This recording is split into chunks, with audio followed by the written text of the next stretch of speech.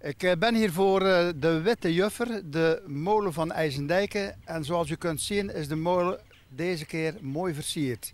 En dat is niet voor niks. De molenaar Ton Koops neemt na 22 jaar molenaar geweest te zijn afscheid van zijn Witte Juffer. Dit is Omroep Zeeuws-Vlaanderen. Mijn naam is Frans Brouwers.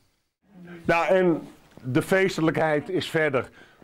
Ton heeft hier in een lege molen een prachtige gereedschappenverzameling aangelegd. En daar is wethouder van Ossenbrugge voor gekomen. Want die moet natuurlijk, daar moet iets mee gebeuren. Dank je wel. Heb je nog zo'n hoesje, Bonnie? Geef hem even zo. Dankjewel. Ja. Nou, ik had een kort woordje, maar ik heb natuurlijk nog iemand meegenomen. Ik heb de burgemeester ook meegenomen, Ton. En die wil ook graag nog een woordje. Ja, geachte, ik ben toch een beetje formeel. Ja, ik ben ook niet hoor. Geachte heer Koops, ja, maar op dit moment leent zich er wel een beetje voor, vind ik. Okay, ja, maar ook natuurlijk de familie, mevrouw Koops, jullie kinderen zijn hier, schoondochter, ben je net heel de familie, ja. Zoon, dochter en ik geloof nog een dochter, ja daar. Dus heel de familie, natuurlijk ook de collega-molenaars, ja, alle belangstellenden, iedereen die hier aanwezig is. Vandaag staan we hier samen om u te bedanken voor alles wat u hebt betekend voor de korenmolen, de Witte Juffer en voor IJsendijke. We nemen afscheid van een persoon die zich meer dan 20 jaar heeft ingezet voor de molen, de natuur en het behoud van ons cultureel erfgoed. Ja. Na uw verhuizing naar IJsendijke in 2000 heeft u zich al heel snel verbonden aan de molen. En wat voor een bijdrage heeft u geleverd? Op 31 oktober 2003 behaalde u het getuigschrift Windmolenaar. En sindsdien is er geen zaterdag voorbij gegaan zonder dat u de molen weer tot leven bracht. Nou, 12 uur dan ging ik naar de molen toe. Vast ritueel. Ja, vast ritueel. Ja, mooi. Nou, voor het delen van uw kunsten, misschien het delen van een borreltje. en ook alle ambachten met ons. En uw inzet is ook bij anderen niet onopgemerkt gebleven. En dat is dan ook de reden dat ik hier toch een beetje officieel sta. Want het is mij namelijk, meneer Koops, een groot genoegen om u te kunnen mededelen dat het Zijne Majesteit, onze koning, heeft behaagd om u te benoemen als lid in de orde van Oranje Nassau. Ja.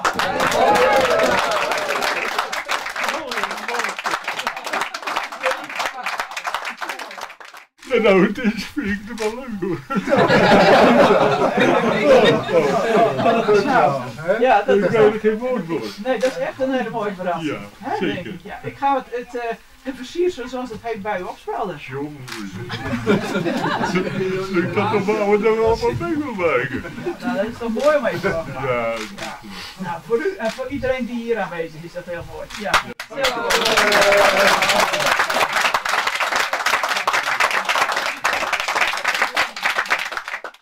Ten eerste, ik ben heel geëmotioneerd. Ja. Nou gaan we toch officieel. Erik, kom eens. Want ik moet de molen aan jou overdragen. Dit stokje, die geef ik aan Erik als het stokje dat doorgegeven wordt. En dit is een stokbalans. En, daar komt ze de gewichten en moet je kijken wat een prachtige vormgeving is. Nou, dankjewel Ton. Erik, je houdt het en als je zover bent dat je het weer doorgeeft een stokje, dat we toch allemaal de oude gereedschap in ere moeten houden. Maar het doet me pijn om te geven. Eens gegeven.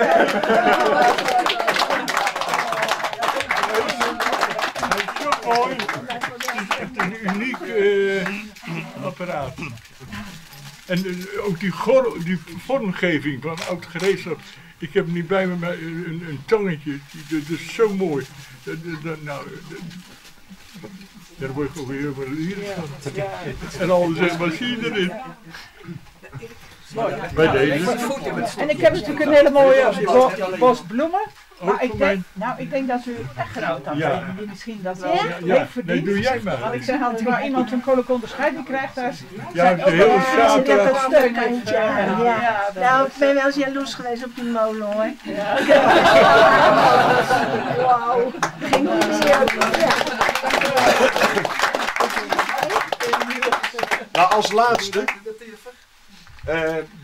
Dit was allemaal niet mogelijk geweest zonder Ton natuurlijk. Want het is zijn afscheid. Maar het was ook niet mogelijk geweest zonder iemand anders. Schatke, mag ik de bloemen? Want tijdens het organiseren van dit afscheid echt zoveel hulp gekregen van Bonnie. Nou, iedereen blij. Ik sta hier tussen 3 molenaars van de molen in IJsendijke. Sjaak Herman, hoe lang heb jij de molen in IJsendijke gedraaid? Ik denk ongeveer 22 jaar. 22 jaar. 22 jaar. En Erik? Ik draai sinds 12 jaar hier op de molen. 12 jaar. En Tom? Ja, ook 20 jaar. Ook een 20 jaar. Dus we hebben hier meer dan 50 jaar molenaarschap in IJsendijke. Bij elkaar staan. Ton, jij bent de een naam heeft gegeven, de Witte Juffer. Hoe kwam dat zo? Nou, heel simpel. Hij is wit. En we hebben de Jufferschans. En doordat de molen verhoogd is, van grondstelen naar stellingmolen, wordt hij slank. Dus die Witte Juffer is een slanke dame. Een Witte Juffer, een slanke dame. Dus wij moeten vol ontslag en met een vleugje erotiek naar deze molen kijken. Heel goed, heel goed. Ik kan het niet anders beter zeggen. Heel mooi. Jacques Herman, ik kan me herinneren dat jij je ooit ergerde aan de groene uitslag op de molen. Ja. Maar ja, er is niks aan te doen. Er is niks aan doen. Door het feit dat hij wit is. Kreeg je dat? Dus de Witte Juffer had toch iets... Ja, dat wordt Klein- nu de klein groene beetje juffer. De groene Juffer. Jacques, ik hoor net zeggen een stellingmolen. Wat is er nou typisch aan dit soort molens, de stellingmolen? Nou, aan de wieken een beetje flink in de oog te zitten.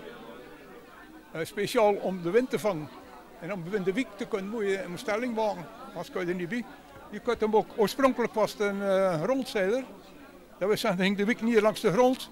Maar ja, blijkbaar met de bebouwingen allemaal erbij en boom.